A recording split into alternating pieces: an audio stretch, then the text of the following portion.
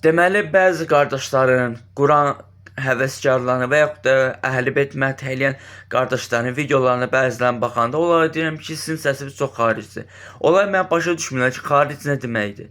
Mən izah edirəm, sadəcə onlara bunu göstərim. Xaric, yəni səsin tembrindən çıxma, ritmdən çıxma. Məsələn ki, Quran-Kərimdə belə oxuyur. Ya əyyuhəl muzammil. Bu adı Quran-Kərim oxumaqdır. Video var. Ya eyyuhel muzammil. Bax, xaric, bax, buna deyirlər. Səsin çıxma, ritmdən çıxma, ən azından səsi düzgün tələffüz etmə və yaxud da qiraəti düzgün oxumama. Məsələ də bundadır.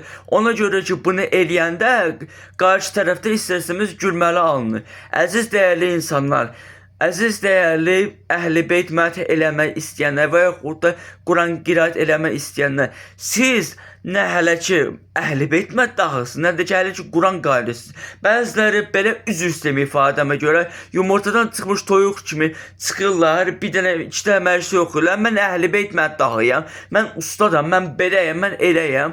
Siz nə ustadsınız, siz nə məddahsınız. İndi mən Şəhrüz Həbibiyyə, Əhl-i Beyt məddahına, ustadım Nadir Cəvadiyə, nə bilim, digər Əhl-i Beyt məddahlarına, Atabak Abdullahiyə Əhl-i Beyt məddahı deyim, sizə də Əhl-i Beyt məddahı deyim. Bu gülməli olar axı. Siz Əhl-i Beyt məddahlığından nə qanırsınız, nə anlayırsınız, nə başa düşürsünüz. Bax, mən məsələn üçün Quran həvəskarıyam, hə?